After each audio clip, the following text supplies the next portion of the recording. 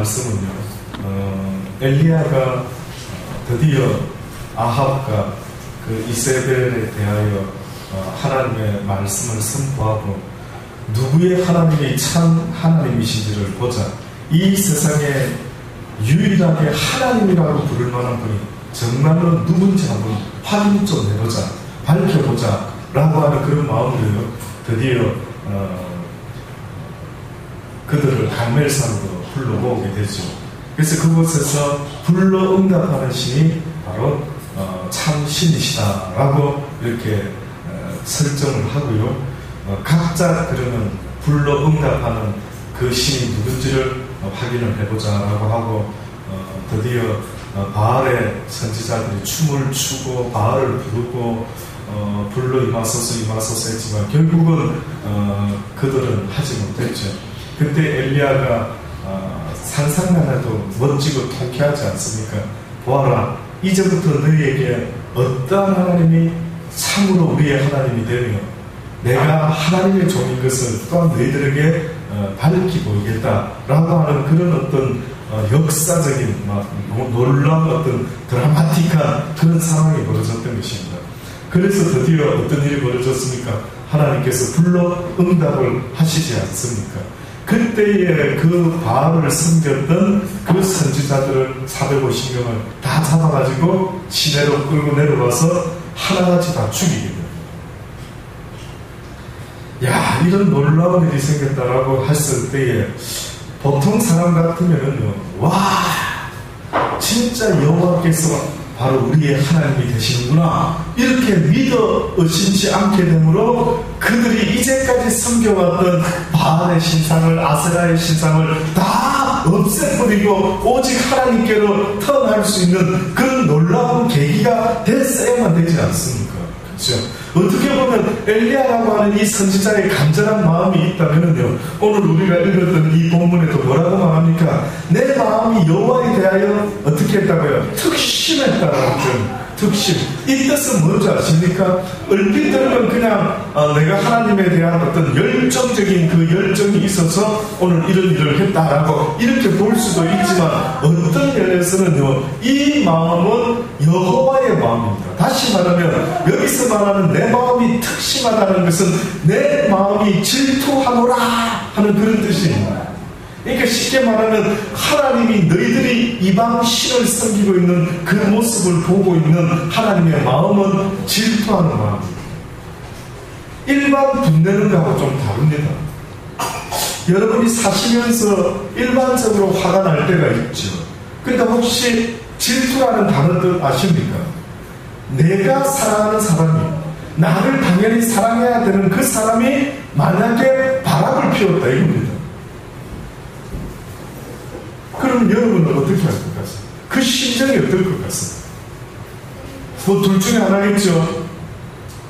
좋다, 나도 맞바람을 피고 있다, 니만 잘났냐 뭐 이러고 막 완전히 그냥 함께 그렇게 갈 때까지 가는 사람도 있겠죠. 그러나 그 질투의 마음이 바로 그것입니다. 그 정도로 강하다 이거죠.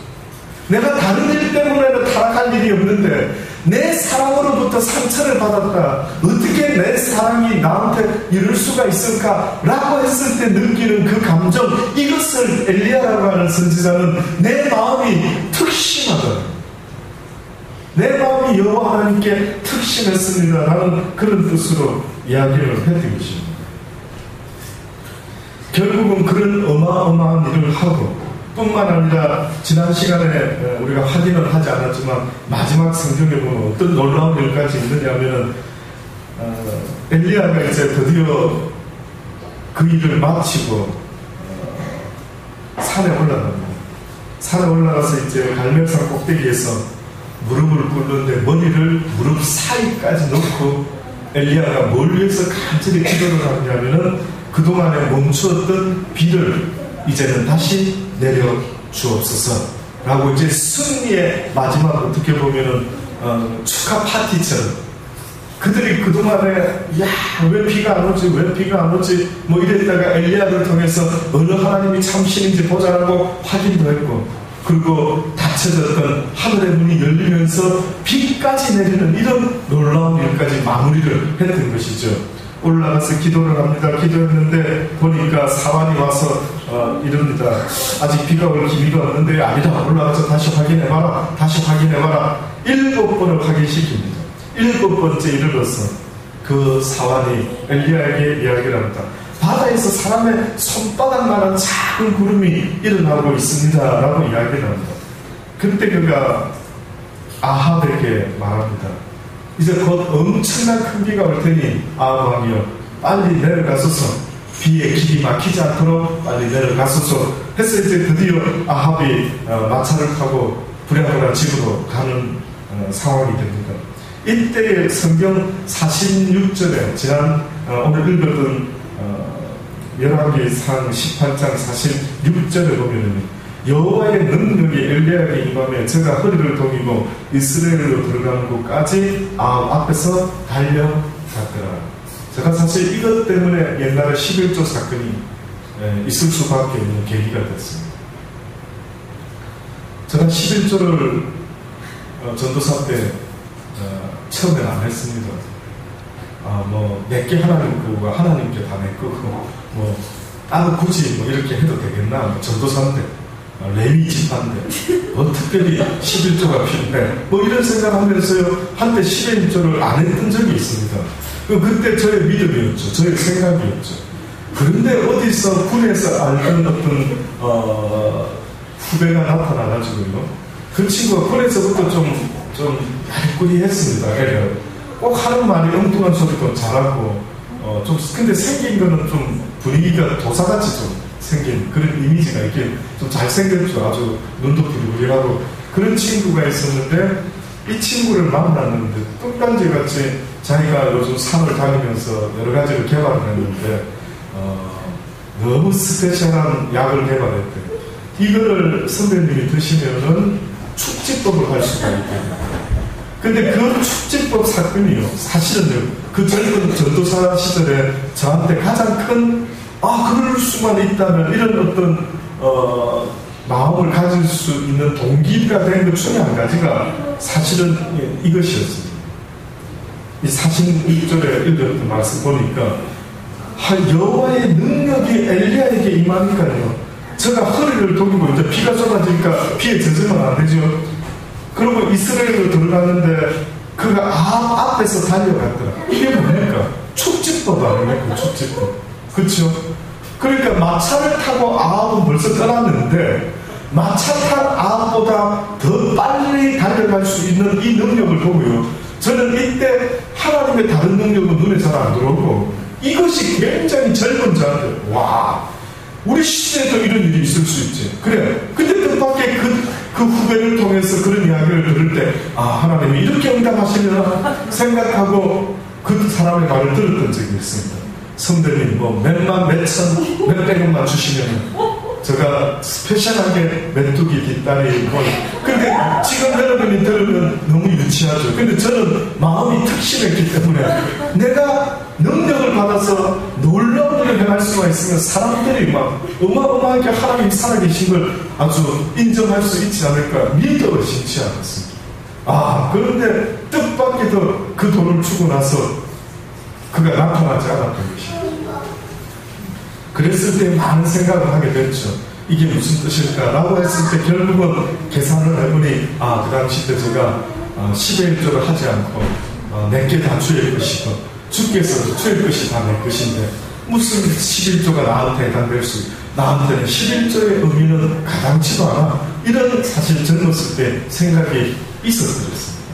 그때 한번 크게 하나님이 저를 깨우쳐 준 것 중에 한 가지 첫 번째가 바로 11조 사건이었는데 지금 생각하면 내가 왜 그런 생각에 동요를 했을까라고 봤을 때 바로 이 하나님의 능력이 엘리야에게 임하니까 엘리야가 뜻밖에도 너무 놀라운 어떤 일을 나타냈던 것입니다.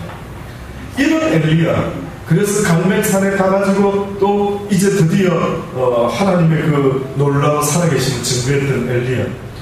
이런 엘리야인데 오늘 우리가 읽었던 말씀은 상황이 갑자기 달라집니다. 어떻게 달라지느냐면은 엘리야의 무릇 행한 일을 아합 왕이 자기 와이프한테 가서 이야기를 합니다. 이 분위기 상권에 아합 왕이 아마 이스라엘 왕비에게 굉장히 많이 이렇게 애처가처럼 모든 걸 다 고하고 모든 걸 다 그 여인이 주관하고 있는 이런 분위기인 것을 보여줍니다.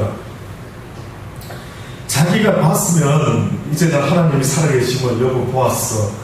정말 엘리야의 하나님이 참 하나님이셔. 이렇게 이야기가 됐어요. 근데 어떻게 대화를 풀었는지 모르겠는데 갑자기 이세벨이라는 이 아합 왕의 아내가 뭐라고 말하느냐 하면은 내가 기어코 엘리야를 만나서 내가 경고할 것이다. 그래서 엘리야를 만나게 됩니다. 사자를 보내어서 엘리야에게 보내어 이르되 내일 이맘때에 정녕 내 생명으로 저 사람들 중 한 사람의 생명 같게 하리라. 아니면 신들이 내게 벌 위에 벌을 내림이 마땅하니라 라고 통보를 합니다. 그냥 와서 찾아서 죽일 수도 있는데 뜻밖에도 내일 이맘때쯤에 내가 너를 네가 죽인 바알의 선지자 중에 한 사람과 같이 나도 너를 죽일 것이라 이렇게 경고를 합니다. 내가 만약 너를 죽이지 아니하면 나의 신들이 내 위에 벌 위에 벌을 내릴 것을 내가 오히려 원한다 라고 아주 큰 장담을 합니다. 이때 뜻밖에도 엘리야가 너무나 이해되지 않는 행동으로 갑자기 급변합니다. 성경을 읽어보신 여러분이 느끼신 것처럼요, 갑자기 저가 엘리야가 이 형편을 보고 일어나 그 생명을 위하여 도망하기 시작합니다. 유다에 속한 브엘세바에 이르러 자기의 사원을 그곳에 머물게 하고 스스로 광야로 들어가 하루길을 행하고 한 로뎀나무 안에 앉아서 죽기를 구하기 시작합니다. 그때 우리가 보았던 그 용맹했던 엘리야 선지자가 갑자기 하나님 앞에 나아가 죽기를 구하는데 여호와여 여호와여, 지금 이 시간이 아주 좋은 시간입니다. 너무 넉넉한 시간입니다. 지금 내 생명을 취하소서. 당신이 내 생명을 취하기에 지금 이 시간만큼 좋을 수가 있겠습니까? 나는 내 열조보다 조금도 낫지 못하나이다. 어떻게 보면 엘리야는 어떤 면에서는 내 마음이 특심했다라고 하는 것은 그 여호와의 마음을 내가 가지고 아주 질투에 하나님의 그 마음을 가지고 내가 열심으로 이스라엘 백성들에게 돌아오라 라고 외쳤는데 뜻밖에도 그들은 돌아오지 않고 그 장면을 목격했던 아합 왕도 전혀 엉뚱한 소리를 하고 있고 결국은 이세벨이라는 이 여인이 나의 목숨을 생명을 죽이려고 이제는 작정을 하고 덤비니 도대체 이게 무슨 시츄에이션입니까? 이렇게 말하고 있는 거예요. 이게 어떻게 이해를 해야 되겠습니까? 여러분 잘 생각해 보십시오. 우리는 어느 때는 막 은혜가 충만하고 막 내 마음이 특심하고 뭔가 이제 일이 벌어질 것 같고 뭔가 내 인생에 있어서 여호와 하나님께서 나와 역사하는 놀라운 일이 있을 것 같은 어떤 느낌을 받을 때가 한 번쯤은 있지 않습니까? 그런데 뜻밖에도 그 마음 뒤에 전혀 예상 못했던 일들이 벌어지는 것을 보게 됩니다. 저도 이 말씀을 읽으면서 곰곰이 생각을 해봤죠. 왜 이런 일이 있었을까? 어떤 면에서는요, 하나님에 대한 그 열심과 특심이라는 마음이 온전히 하나님의 뜻을 알지 못할 때에 이런 일이 벌어질 수가 있겠구나. 다시 말하면 엘리야가 가지고 있었던 그 마음의 상태, 그 믿음의 상태는 어떤 면에서는 하나님의 뜻대로 모든 것이 이루어지기를 바라는 마음으로 자신의 역할만을 최선을 다하면 그뿐인데 어떤 면에서는 이렇게 했으니 이런 일이 벌어지지 않겠나 라고 하는 마음이 있었던 것 같습니다. 다시 말씀드리면 이런 놀라운 일이 벌어졌으니까 이제는 이스라엘 백성들이 나를 좀 대접하는 것이 좀 달라지지 않을까. 와, 아합도 이세벨도 와, 엘리야요 당신이 정말로 위대합니다. 당신의 하나님이고 우리의 하나님이 되어야 되겠습니다. 뭐 이런 분위기로 바뀌어져야만 되는데 전혀 이런 분위기가 아닌 것입니다. 요나라는 선지자가 있었습니다. 우리가 잘 아는 요나라고 하는 선지자.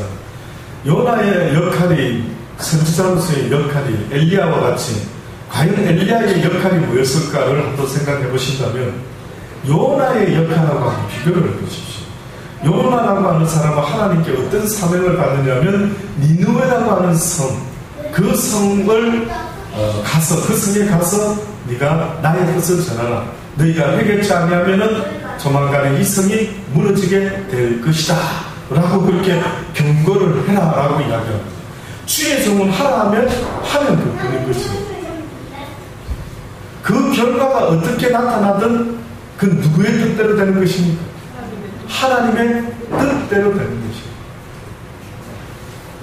그런데 이 요나 생각에는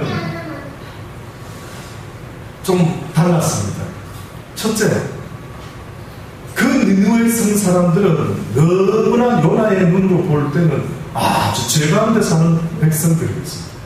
저것들한테는 하나님의 말을 경고를 들려줄 가치가 없다. 잘 생각해 보십시오. 요나의 마음속에 있었던 마음과 엘리야의 마음속에 과연 어떤 차이가 있을까를 한번 분별해 보는데 왜 이런 일이 벌어질까를 생각해 보는 것입니다. 그때의 요나의 마음속에도 분명히 하나님을 믿는데 하나님의 뜻대로 되기를 원하는 그런 믿음을 가졌다기보다도 열심히 특심해서 하나님의 마음을 오히려 앞질렀는 것이죠. 성령의 뜻을 앞지른 것은 아닌가라는 생각이 들 정도로 요나의 생각은 하나님의 생각과 좀 달랐습니다. 저런 니느웨 성 사람에게 무슨 가서 복음을 전하고 말씀을 전하고 경고를 주고 회개하라 천국이 가까웠다라고 외쳐라라고 말씀하는 것처럼 왜 내가 그들한테 가서 회개하라고 외쳐가지고 그들이 과연 들을까? 말도 안 돼. 저런 인간들은 그냥 죄 가운데 죽으면 그뿐이지 아마 이런 생각이 있습니다. 그래서 하나님의 명령을 거스리면서 어디로 도망갑니까? 니느웨로 안 가고 다시스로 가죠. 그때 배를 타고 어떤 다른 사람들 상인들의 배인지 타고 이제 떠납니다. 다시스. 그런데 떠나다가 바다 한가운데서 무엇을 만납니까? 풍랑을 만나게 되죠. 온 뱃사람들이 막 무거운 짐을 다 던지고 자기들의 신을 부르기 시작합니다. 사람들은 위급할 때마다 가장 찾는 것이 있다면 어떻게 보면 자신들의 신. 그나마 위급하니까 찾는 겁니다. 그나마 내 목숨하고 뭔가 관계가 있는 사건이 벌어지니까 그때서야 하나님을 찾는 겁니다. 선지자들의 말을 듣고 찾는 경우보다 내 인생에 어려움이 있을 때에 하나님을 찾는 일이 더 많이 있다는 것은 너무나 놀랍지 않습니까? 평화로울 때 오히려 기회가 있을 때 회개하라 천국이 가까웠다. 주여 어찌하면 좋습니까? 베드로의 설교를 들었던 수많은 사람들이 베드로의 설교를 듣자마자 뭐라고 반응을 합니까? 베드로 사도요 어찌하면 좋습니까? 어찌하면 좋을까요? 우리가 어떻게 해야만 됩니까? 우리의 죄로 말미암아 하나님의 아들이 돌아가셨구나 이렇게 애통해하면서 자신들의 잘못된 모습을 뉘우치고 베드로에게 어찌않고 애를 쓰면서 막 부르짖지 않습니까? 말씀을 듣고 이렇게 부르짖는 역사가 일어나면 얼마나 좋겠습니까? 그런데 여러분도 느끼죠? 여러분이 살아오면서 하나님의 말씀을 듣고 물론 깨달아 하나님을 더 구하고 찾는 일들이 있을 수도 있었겠지만은 그러나 과연 죽음이 눈앞에 있었을 때에 하나님을 찾는 것처럼 그렇게 간절히 찾아본 적이 있는가요? 저는 가끔씩 걱정이 되는 게 있습니다. 특히 교회를 오래 다닌 분들, 교회를 오래 다니시고 있는 분들을 볼 때마다 한 번씩 그분들에게 걱정이 생기는 부분이 있습니다. 그게 뭔지 아십니까? 혹시나 하나님에 대한 첫사랑을 잃어버리고 있지는 첫사랑을 계시록에 보면은 뭐라고 이야기하고 에베소 교회를 가기 위해서 하신 주의 말씀은 너희가 첫사랑을 잃어버렸다. 너희가 첫사랑 어디서 떨어뜨렸는지 어디서 잃어버렸는지 찾아라. 그건 무슨 말입니까? 첫사랑의 의미는 뭡니까? 처음 사랑을 알게 되고 사랑하는 사람을 만났을 때 여러분 그 감정 감정, 느낌 기억하십니까? 물론 사랑을 안 해보신 분은 모르시겠죠. 그래서 저는 연애 결혼을 추천하는 것이죠. 한번 해봐야 돼요.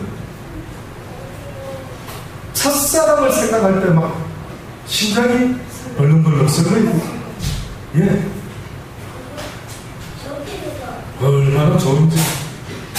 정말로 무엇을 하든지 그 사람 얼굴이 떠오르는 이런 이상한 상태가 벌어지는데 이것이 바로 첫사랑. 그래서 사랑하는 이가 만약에 밤중에라도 자기 갑자기 보고 싶어서 전화했어. 이러면 어떻게 합니까? 보고 막 12시 넘어서 2시, 3시 됐는데 갈게 기다려 이러면서 새벽녘에라도 달려가려고 하는 이런 희한한 일들을 경험해 보셨습니다. 저는 저희 사모와 결혼하기 전에 이제 먼저 호주에서 서울로 나왔고 저는 나중에 부산으로 왔죠. 그래서 이제 장모님을 만나는 일이 생겼더랬어요.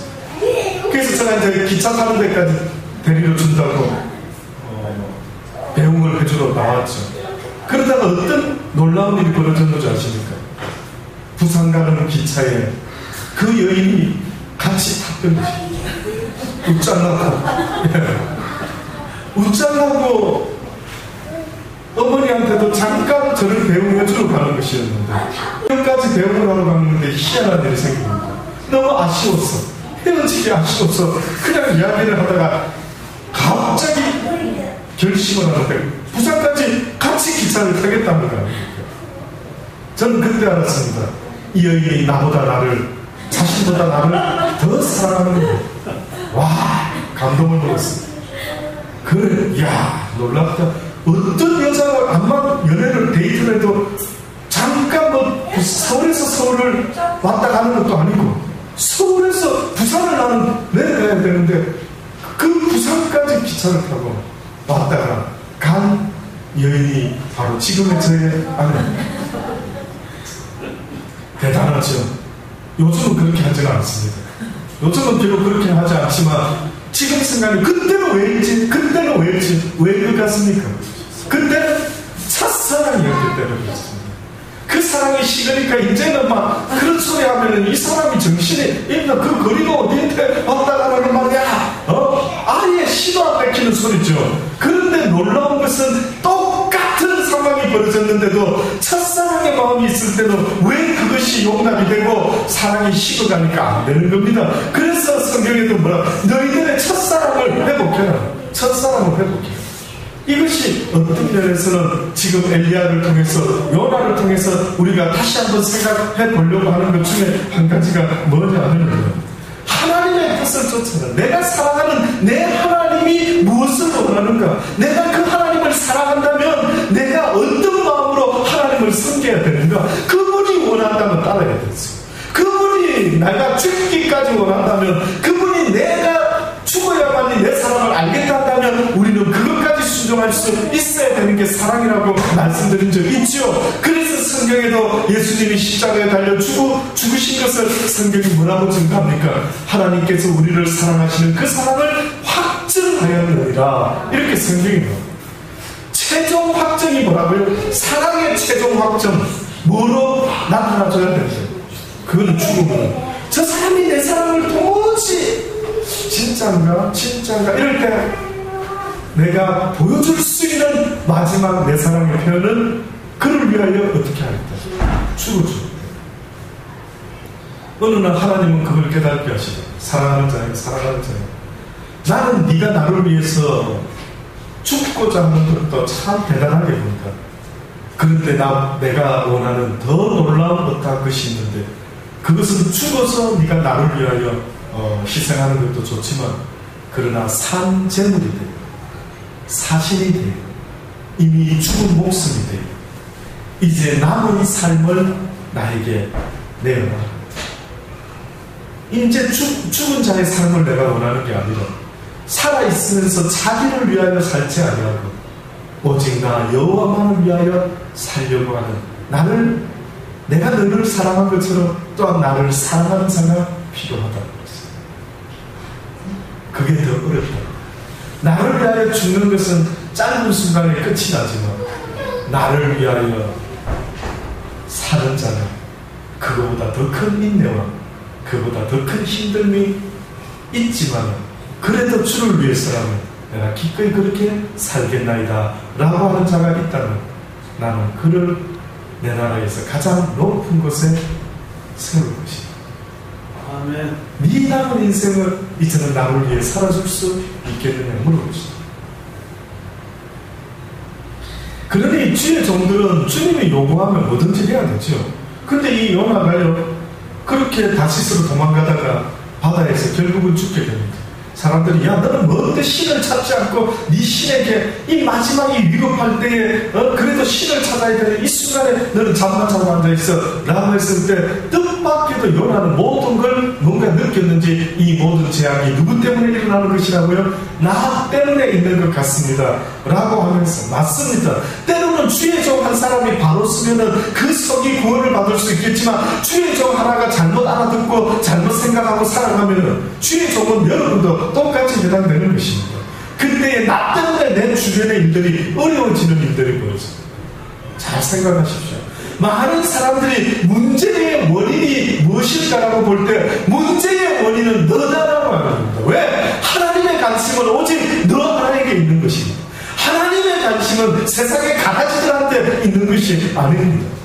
하나님의 관심은 바로 나 용호, 나 김집사, 박집사, 전도사 모든 여러분 때문에 하나님은 하늘의 비도 내리기도 하고 하늘의 비를 막기도 하고 온갖 놀라운 일을 만들어내는 그 모든 배후에는 바로 나 때문인 것입니다. 그래서 오죽했으면 한 영혼, 내 사랑하는 자녀의 한 영혼은 나에게 있어서는 무엇보다도 귀하다고요. 온 천하보다도 귀하다고요. 온 천하보다도 귀하다. 결국은 요나가 자기 때문이다 라고 깨달고요. 자기를 물에 던지십시오. 맞죠? 결국은 요나가 물속에 떨어졌는데 뜻밖에도 수온이라고 하는 어마어마한 큰 고기가 도대체 얼마나 큰 고기면은 정말 우리가 알만한 고기인지는 모르겠는데 고래, 가장 큰 고래 중에 한 마리지 않을까로 생각하는데 어떻게 이런 희한한 일이 벌어집니까? 고래가 삼켰는지 모르겠는데 뱃속에서 소화가 되지 않고 그 안에 3일 남은 그 큰 물고기 뱃속에 있게 돼요. 그때 그가 그곳에서 깨닫고 하나님께서 이렇게 나를 통해서 니느웨 성에 가서 복음을 주의 뜻을 전하라고 하시는구나. 이제 그도 깨달음을 그렇게 얻고 니느웨에 가게 되죠. 그런데 또 반전이 또 일어납니다. 가서 이제 외칩니다.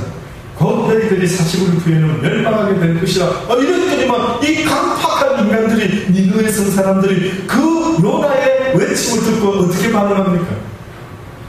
굵은 베옷을 입고 왕도 백성으로부터 심지어는 모든 짐승에게까지 물도 먹이지 말고 여호와 하나님 앞에 모든 백성이 다 회개하는 마음으로 그렇게 응답을 하기 시작하는 거예요. 와, 상상을 못했던 이야기. 불명이 멸망시키려고 했는데 멸망당하지 않은 그들 딱 단 한 가지 이유 때문입니다. 뭐 때문입니까? 회개 때문에. 그러니까 하나님의 진노의 잔을 피할 수 있는 유일한 길이 있다면 한마디로 회개인 것입니다. 그래서 회개하라 무엇이 가까웠다고 합니다. 천국이. 회개만 하면 들어간다. 다른 대단한 놀라운 선행을 요구하는 것이 아니라 예수님과 함께 죽어야 되는 한편 강도가 뭘 말했습니까? 행거는 아무것도 없지만 지금 죽는 마지막 그 순간 겨우 몇 분밖에 안 남은 그 순간에 그가 예수님께 뭐라고 고백합니까? 주는 하나님이십니다. 믿습니다. 내 비록 어떻게 보면 하나님을 위해서 살아온 적은 없지만은 단지 주는 하나님의 독생자, 나의 구원자가 맞는 것 같습니다 하고 그가 고백했을 때 오늘 밤 네가 나와 함께 낙원에 있으리라.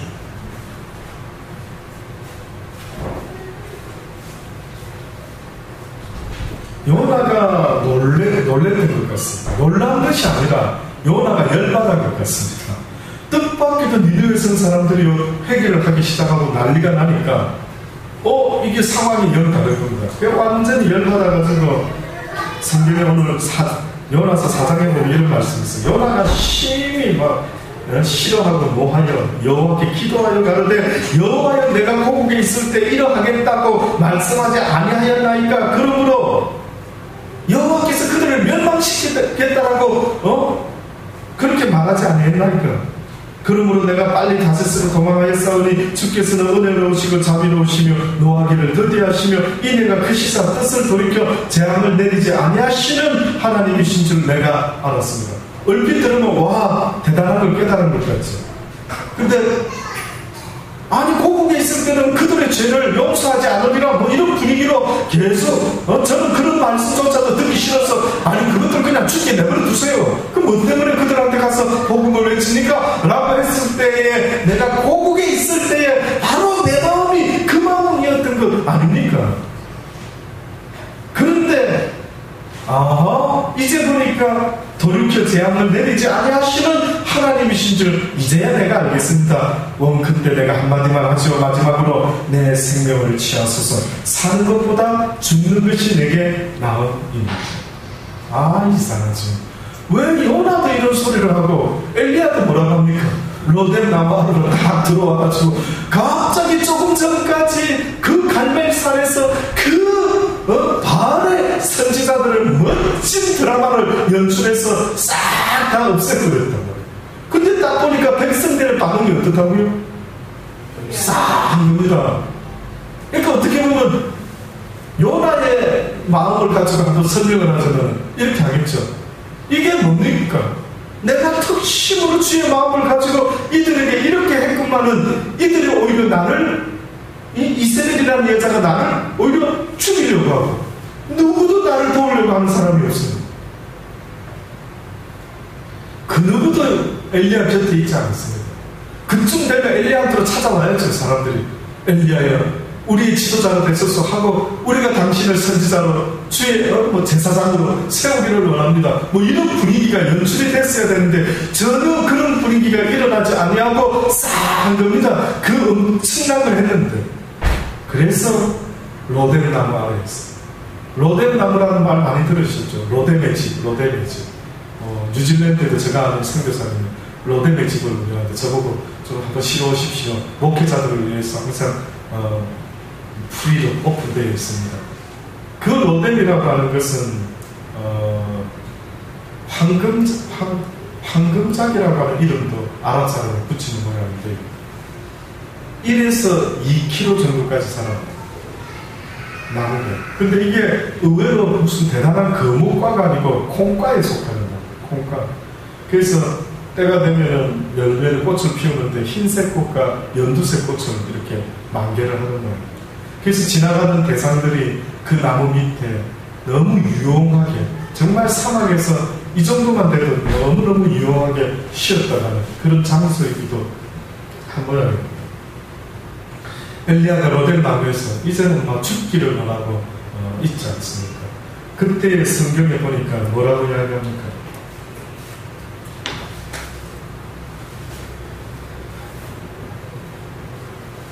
그때 로뎀 나무에 누워 자더니 천사가 어느 날 나타나가지고 엘리야를 얻어맞춥니다.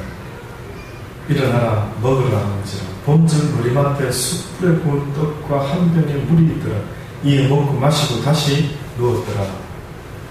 숯불이라는 표현을 쓰긴 썼는데 그러나 원어 해석에 보면 원어에 보면 이걸 숯불이라는 표현으로 쓴 게 아니라 돌판으로 이야기했어요. 돌판.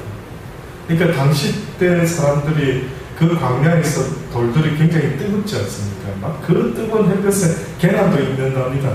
그 정도로 뜨거운 햇볕 아래 있는 돌들, 그 돌들 위에다가 때로는 무엇을 이렇게 구워서 먹는 그런 습관들이 있었던 모양이죠.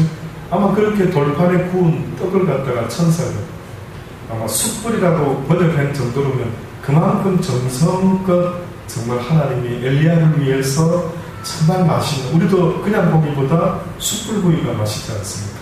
그렇게 맛있는 정성 들인 어떤 떡을 갖다가 엘리야를 위해서 어루만지면서 애썼다 엘리야야, 애 많이 썼어. 힘썼지. 네가 신경 많이 썼지. 다 알고 있어. 이렇게 위로하듯이요. 그렇게 엘리야에게 천사로 응답하십니다. 여호와의 사자가 또다시 두 번째 와서 어루만지며 이르되 일어나서 먹으라. 내가 길을 이기지 못할까 하노라. 그래서 결국은 그것을 먹고 마시고 그 식물의 힘을 의지하여 40주 40야를 행하게 되는데 여호와의 산 호렙산, 모세가 10계명을 받았던 그 산, 모세가 40일 동안이나 그곳에 머물러 있었던 그 산을 엘리야에게 40주야로 걷게 하시면서 그곳에 도착해 하신 하나님께서 이제 드디어 성경에서도 가장 특이한, 성경에서도 가장 놀라운 하나님 스스로 하나님께서 인간에게 나 여호와는 너희들에게 무엇으로 응답하는 신인 것을 내가 너희들에게 깨닫게 하리라 하는 그런 놀라운 하나님의 임재하심을 엘리야에게 보여줍니다. 엘리야가 그곳 굴에 도착하죠. 들어가서 거기서 요하더니 여호와의 말씀이 저에게 임하여 이르시되 엘리야야 내가 어찌하여 여기에 있느냐 What are you doing here? 라고 하는 이런 표현을 쓰고 있습니다. 영어에서 쉽게 말하면 그 영어는 무슨 의미인지 압니까? 너 지금 여기서 뭐 하는데? 왜 있어야 될 곳에 있지 않고 지금 엉뚱한 곳에 너 여기 지금 있어? 이 이야기가 내가 어찌하여 여기 있느냐라고 또 13절에 보면은 엘리야가 이제 하나님의 소리를 듣고 겉옷으로 얼굴을 가리고 굴 거기에 서는데 소리가 있어 저에게 임하여 가라사대 엘리야야 내가 어찌하여 여기 있느냐. 뜻밖이죠. 주님이 불러서 여기 있는데 지금 그럼 여러분은 이 성경을 읽을 때에 하나님 부르셔서 내가 여기까지 온 거 아닙니까? 근데 지금 나보고 What are you doing here? 라고 이렇게 하면 이건 도대체 내가 어떻게 이해를 좀 해야 됩니까? 너무나 뜻밖의 이야기죠.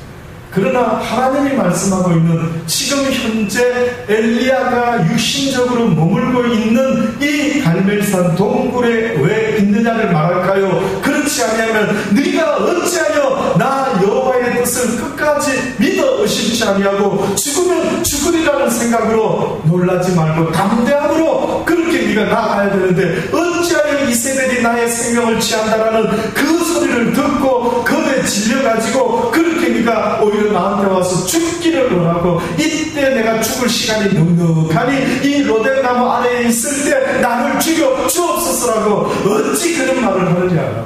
어찌 그런 말을 하느냐. 네가 좋을 때는 좋고 힘들 때는 어찌 배신의 잠을 때리느냐. 그래서 꼭 네가 어디에 있느냐고 하면 이 질문은 거슬러 올라가면은 뜻밖에도 아담에게 했던 말입니다. 아담이 범죄하고 나서 무화과 나무 잎으로 치마를 하고 나무 아래 숨었죠. 그때 하나님이 동산에서 거니시다가 아담을 부릅니다. 아담아 네가 어디에 있느냐. 네가 지금 어디서 무엇하느냐.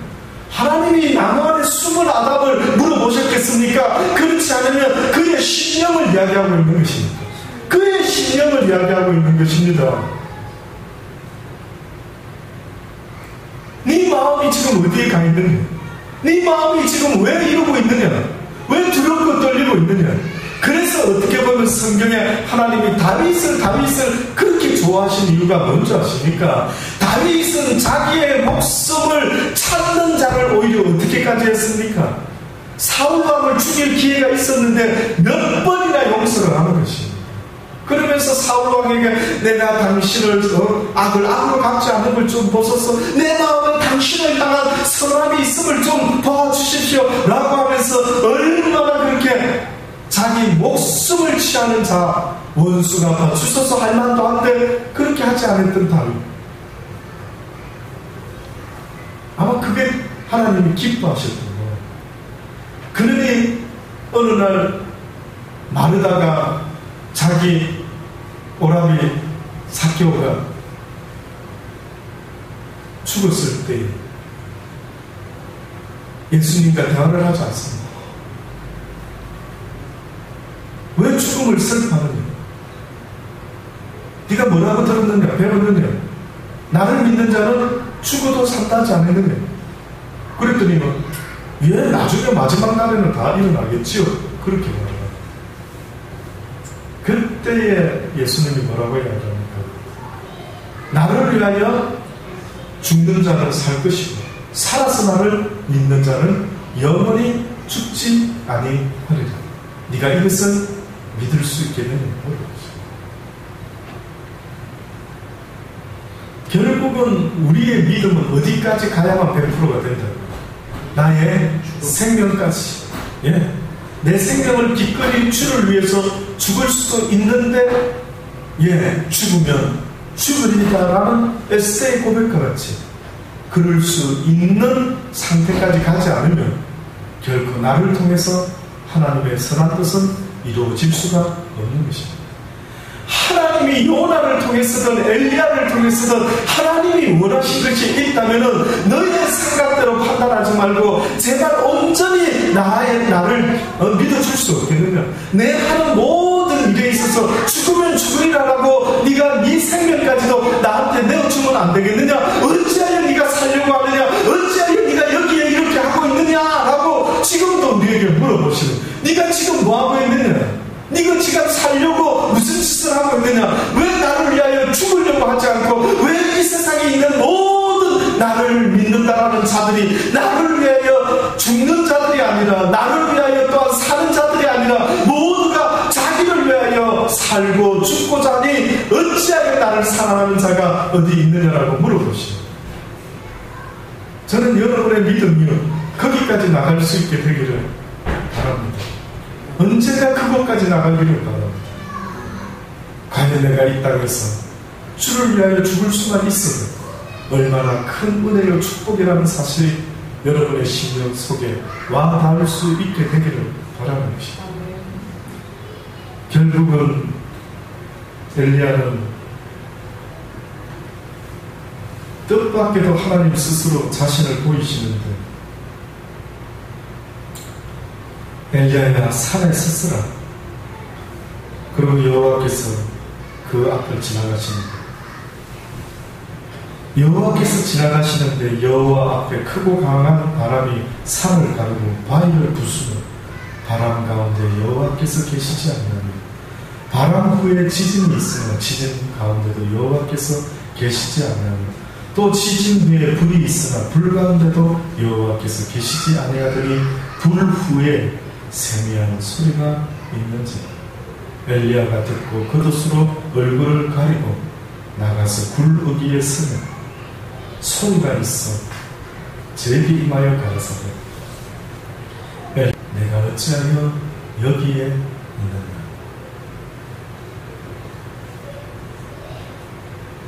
기도하시겠습니다.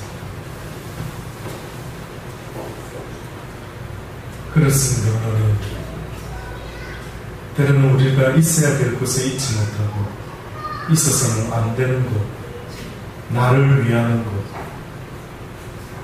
내 육신의 삶을 위하여 좀 더 살아보려고